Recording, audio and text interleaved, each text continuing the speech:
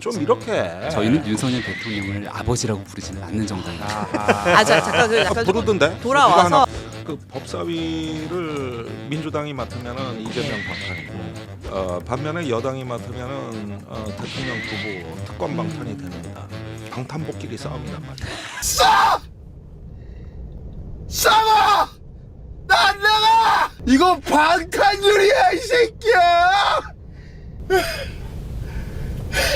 이 차 방탄유리 아니야 이 새끼야.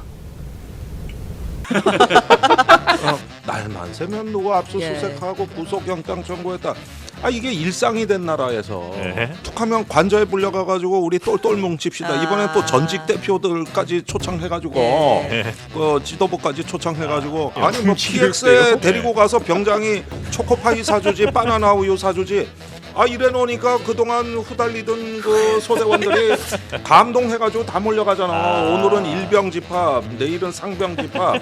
저런 당한테는 법사위 줄 이유가 없는 거야. 좀 이렇게. 저희는 윤석열 대통령을 아버지라고 부르지는 않는 정당입니다. 잠깐 그 약간 부르던데 돌아와서 아까 그 말씀하셨잖아. 입법, 사법, 행정. 마지막으로 또 제안합니다. 이재명 대표 구하기 등의 이유로 도저히 수용하기 어렵다고 한다면은 법사위 운영위를 이번에 1년은 민주당이 맡고 1년 뒤 2년 차에는 국민의힘으로 돌려달라.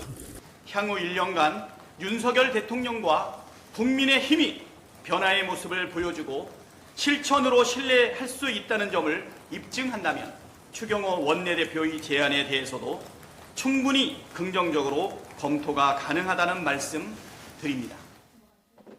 일단 지금 처음 개원 22대 1년은 민주당이 법사위원장, 운영위원장 해라. 지금 달라고 안 할게. 근데 1년 뒤에는 우리 줘라. 라는 제안을 한 거예요. 쉽게 말하면. 했더니 민주당에서는 니네 하는 거 봐서 아니 그 협상의 결정은 1년 뒤에 니네가 1년 동안 어떻게 하는 걸 본 뒤에 우리가 결정할 수 있는 문제고 아니 엊그제 뭐 우원식 국회의장 상대로 권한쟁의 심판 청구하고 하더니 지금 뭐 이게 왜 협잡질이야? 라고 협잡이라는 얘기 나왔습니까? 예, 뭐 그런 표현을 썼습니다.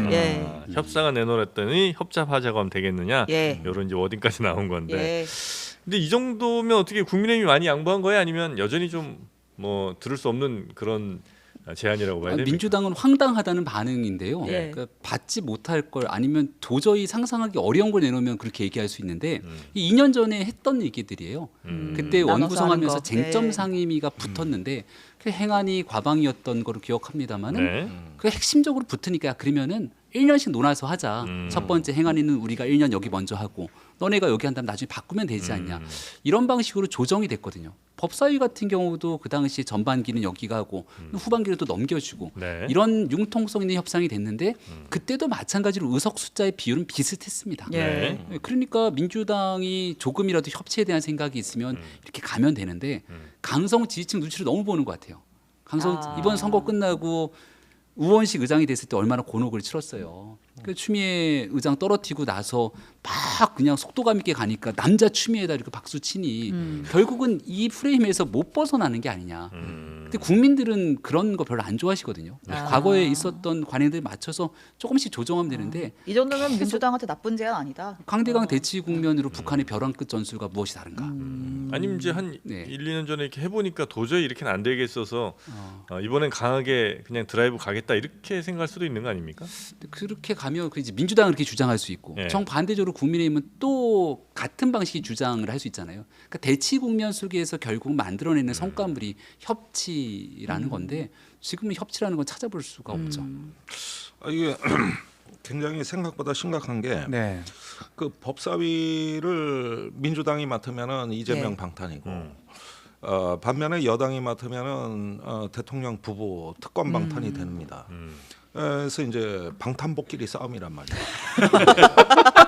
그러고 보니까 방산비리의 방탄복 불량 납품에 수사받던데 방탄복비리 싸움인데 이렇게 되는 게 이거는 서로 양보할 수가 없는 거고 더 나가서 여당에서는 나중에 이게 뭐 대통령 부부에 대한 특검을 넘어가지고 탄핵안까지 발의되면 헌법재판소에 가서 설명해야 될 사람이 법사위원이에요.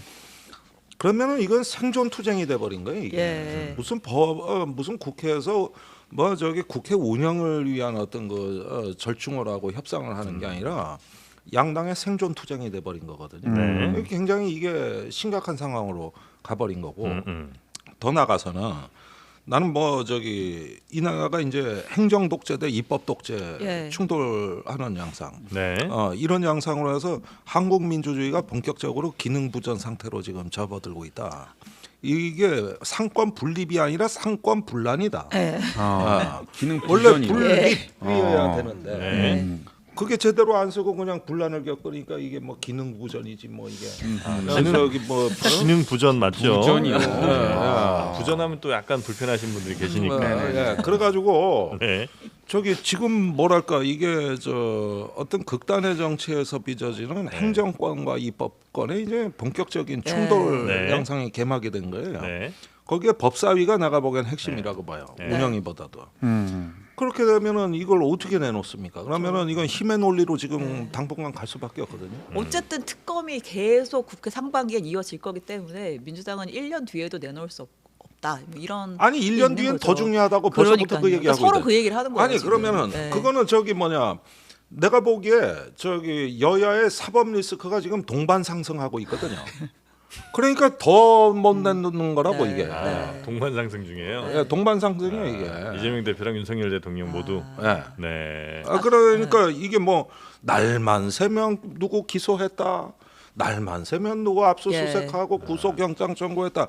이게 일상이 된 나라에서 이 법사위라는 전략 자산을 어떻게 놓칩니까 이게.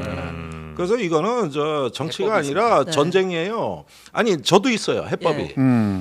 국민의힘이 더 이상 이렇게 대통령 방탄 조직으로서 방탄복이 되지 말고 국정에서 요구할 건 요구하고 무언가 좀 더 자율성을 확보하는 게 이 저기 협상이 되는 첫 번째 나는 자율성이 확보된다는 건 누구로부터의 자율성이에요? 아니 뭐 저기 뭐야 툭하면 관저에 불려가 가지고 우리 똘똘 뭉칩시다. 이번엔 또 전직 대표들까지 초청해 가지고 그 지도부까지 초청해 가지고 우리 함께 가자 공동 운명체다. 뭐 이런 식으로 얘기를 해 버리니 약간 이거 군기교육 때처럼 보고 계시는군요. 그러니까 아니 뭐 PX에 데리고 가서 병장이 초코파이 사주지 바나나 우유 사주지.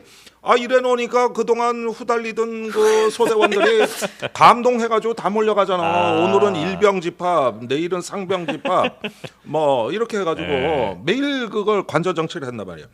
그러다 보니까 거기에 이제 저기 그 호위대가 돼가니까 저런 당한테는 법사위 줄 이유가 없는 거야. 그러니까 특검이나 올라왔다 우리 김 의원님 우선 올라왔어. 저기 뭐냐 그 이런-거나 어떤 양보할 건 양보하면서 방탄 조직이 아니라 국정에 국론을 결집하는 플랫폼으로서 여당 이런 거 역할 하겠다. 참고로 좀 이렇게 저희는 윤석열 대통령을 아버지라고 부르지는 않는 정당입니다. 잠깐 그 약간 부르던데? 돌아와서 아까 그 말씀하셨잖아요. 입법, 사법, 행정부의 이제 기능 부전이란 표현 쓰셨잖아요. 그러니까 이제 결국 이제 민주당 입장에서는 우리가 아무리 국민의 뜻을 받들어 민주당 입장에서 받들어 법안 만들고 특검 발의하고 해도 대통령이 거부권을 행사해 버리니까 결국 이게 모든 게 다 부전이 돼 버리는 거 아니냐라는 건데. 무슨 발의되지도 않은 법을 벌써부터 거부권을 이야기하고 그래서 민주당이 그다음에 이번에, 새로 당대표 출마하시는 분은 다음 대선에 이재명 대표 되면 보궐 써야 된다고 치르지도 않은 대선의 이후 얘기를 하고 그러니까 모든 게 실행 이전에 거부를 먼저 하는 정치 결과가는커녕 시작도 안 한 것을 미리 그 판단하고 단죄해 놓고 시작하는 정치. 굉장히 효율적이지 않습니까? 법안 입법하기 전에 거부부터 얘기하면 입법 안 할 수도 있지 않나. 그러니까 이 얘기는 저기 처벌을 먼저 하고 범죄를 나중에 저지른다는 얘기. 아니 그러니까 이런 식의 초현실적인 상황은 이거는 애시당초부터 이 법사위는 협상의 결과가 아니라 힘의 논리로 차지하는 전리품으로 전락한 지 오래예요. 국민들 보시기에 1년씩 해서 지금은 누가 뭐래도 야당의 시간이잖아요. 야당 시간 특검 국민의힘이 제안한 게 야당 먼저 하라는 거예요. 다 해봐라 일단 할 대로 공격 민주당 공격 다 하고 끝나고 나면 1년 뒤쯤이 됐을 때 이재명 대표의 사법 리스크는 이제 하나 둘씩 현실화가 될 겁니다. 왜냐하면 법적인 선고가 나올 거니까요. 그럼 이제 공격 다 끝났으면 이제 우리가 할게.